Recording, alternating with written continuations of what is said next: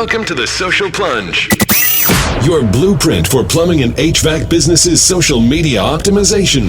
With your marketing masterminds, Stephen and Michelle. Greetings, podcast listeners, and welcome back to the Social Plunge, your plumbing and HVAC optimization podcast. We are in episode 6, which is going to be consisting of information regarding e-newsletters, social media, how they leverage each other. And I'm here with one of our content developers, Brett Miller. He does a lot of great writing for Plumber SEO, the company. He actually does the newsletter for Plumbing and HVAC SEO. Brett, how's it going, man? Oh, good, Steve. How are you? I'm grand. We're actually here going to have a lot of information for you guys about newsletters, how to use email marketing, why it's so beneficial, and why it's honestly the most effective channel for the lead generation of marketers. Now, kicking into it, it's a simple sign-up form. It's dedicated to keep your repeat customers in the loop as far as getting new customers as well. And we're going to be talking about how you can leverage your Facebook page, leverage your Google Plus page, as well as your Twitter in these newsletters by simply incorporating widgets, links to your social media platforms, as well as including your blogs to get more traffic to your website. Now, Brett, as a content developer here at Plumbing and HVAC SEO, content is a big deal of these e-newsletters, as well as obviously the promotion. But what would you say the main benefactor of the e-newsletters would be for our plumbing and HVAC clients? Well, I mean, basically, it's driving, as I believe you had mentioned in the beginning of the podcast, it's driving both repeat and referral business. Roughly 2 billion emails are opened each day, and more than half of them are from businesses. You know, it's staying top of mind with clients that, and then as far as Facebook is concerned, hoping that your customers are going to be sharing, find something interesting enough to share with their friends, driving even more business as far as referral business. Here at Plumbing and HVAC SEO, I actually do the print newsletters, and as you know, the print newsletters are far more in depth. It's creating a lot more content, it's visuals, etc., etc. There's a lot of work that goes into it. Now, an e-newsletter doesn't have to be as time-consuming. You can provide links to your 3 most recent blog posts. You can hit like one pertinent topic per newsletter. You don't have to go into so much depth, but still, it's showing that you actually took the time to sit down and do this. Whether you're sending something out to thank a recent customer for their business, or you're just popping in to say hello and, hey, here's something you might find interesting. Right, and back to what you're saying, the difference between e-newsletter and the paper newsletter. Paper newsletter is more of like in a magazine format. That's right. Correct. Yeah, yes. so it's got more of up-to-date content, more of like a magazine style articles, and sometimes in testimonials. Now, testimonials, yeah. If I can interrupt for a second, Yeah. Testimonials, reviews and testimonials are a great thing to throw into your e-newsletter. Right. And in knowing that, you're going to be bouncing back and forth between Facebook and the e-newsletter, promoting your e-newsletter on Facebook and promoting your Facebook page through your e-newsletter. Reviews and testimonials, people are 70% more likely to choose your company and find reviews and testimonials just as good as word of mouth. Like, say a family member were to suggest to use this company, they would take that into as much account as they would a review from a past customer who was just as satisfied with the business. Exactly. And that's what's great about these e-newsletters. You can actually incorporate many different things. Like you were saying, you can incorporate testimonials, which is probably a huge deal for repeat and referral business. Mm-hmm. This is just a stat that I took from our research. It's at least 91% of consumers of each other check their email every day. Now, that's a huge percent. Everybody's usually on their mobile phones. Now we live in a mobile digital world. Everyone's on their phones, checking their emails, getting updates. Another thing is email marketing is considered the 3rd overall most effective channel. And this was a stat was taken in 2013.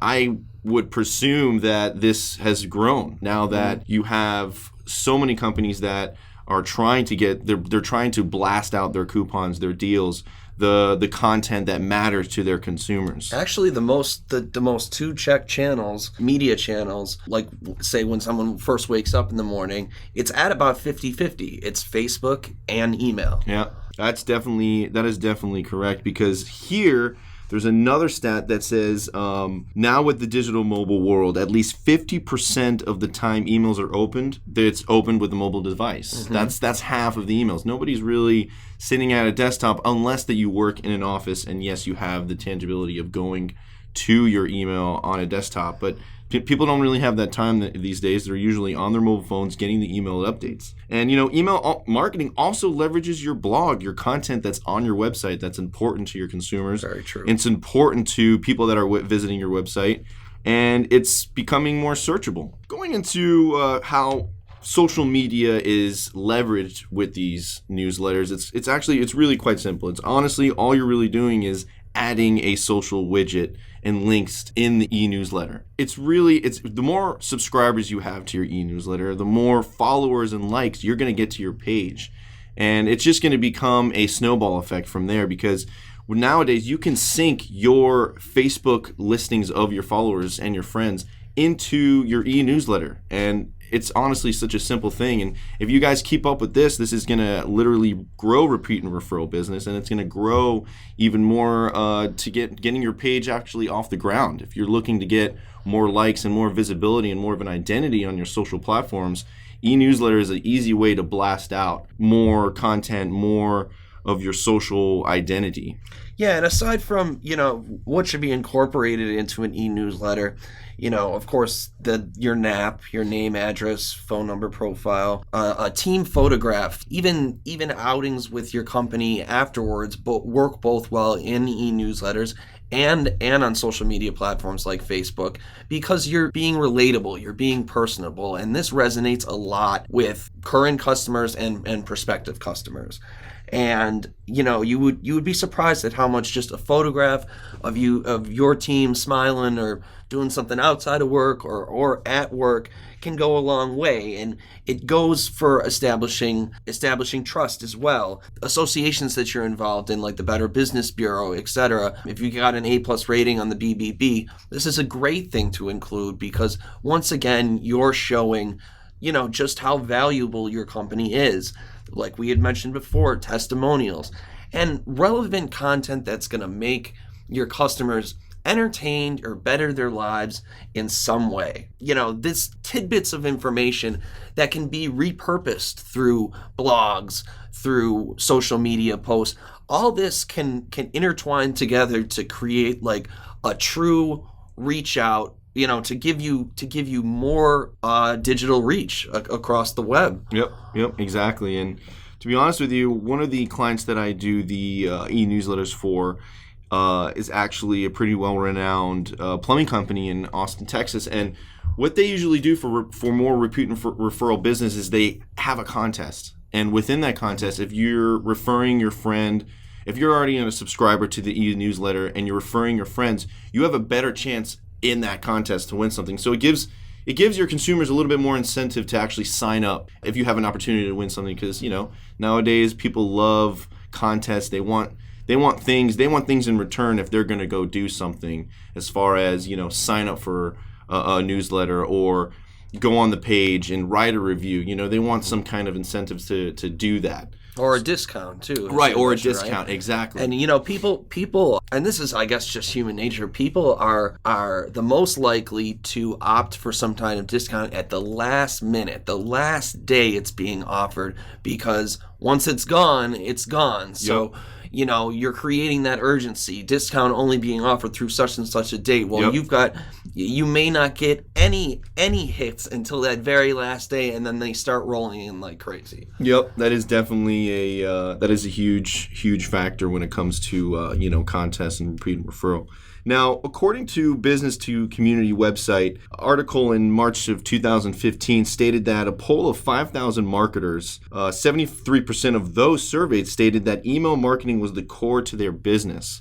73% of 5,000 marketers. That is a huge number. And the survey suggested that marketers are placing more importance on email marketing in 2015 when compared to the previous year in 2014. It just makes you think, if I'm a plumbing and HVAC contractor and I have a specific promotion or I have a specific deal that I want to get out, this would probably be the best route for you to take. If you don't have the strong social platform following, e-newsletter will grow that, and you're able to promote on many different levels. 20% of the marketers questioned in 2015 stated that our business primary revenue source is linked to email marketing. Now, this is just going to make you want to create some. I know all of you guys have a coupon page on your website, and you're trying to figure out a way to actually get those calls from those consumers to get that deal. And it's going to make it so much easier, not even just for new customers, but it's going to keep your repeated customers in the loop of deals. And then obviously the repeat and referral, people are going to talk about your special, and it's just going to be a web of people networking about your company. And, as far as networking goes, now an e-newsletter, I mean, let's face it, our number one goal behind any type of digital marketing is increasing sales. But when you create an e-newsletter, you don't want to directly just attack that customer. You really want to, you're not trying to, even though you're trying to make a sale, you don't want to seem like you're trying to make a sale. You don't want to bother them. You want to give them something they can use. And some of the stuff you might post on Facebook, because there's so many posts and so many people posting all the time, it has a tendency sometimes to get lost in the feed, which is why email marketing, a good idea to connect to customers through an e-newsletter. And email marketing actually has a greater ROI than Facebook marketing. But the two together can be an extremely powerful force. I couldn't agree with you more, Brett. As I was doing research for this episode, there was a lot of articles that were based around social media versus newsletter, but that's not the thing. The thing is, you're supposed to use these and have them collaborate together, because if you use them the right way together, it's only going to create better exposure of your brand. It's only going to create better ROI for your company, and it's going to increase your repeat and referral business as far as getting new customers and your repeat customers, and they keep coming back because they're so satisfied with the communication that you have with them, the networking that you have with them. This has been an awesome episode. Brett, thank you so much for coming on the show. I appreciate it. I will be back with Michelle in episode 7. We'll be talking about how to optimize your Google+. Thank you so much for listening, guys. Remember, subscribe, leave reviews. This is the Social Plunge Podcast, and we will see you back here for episode 7. Thanks again for listening in.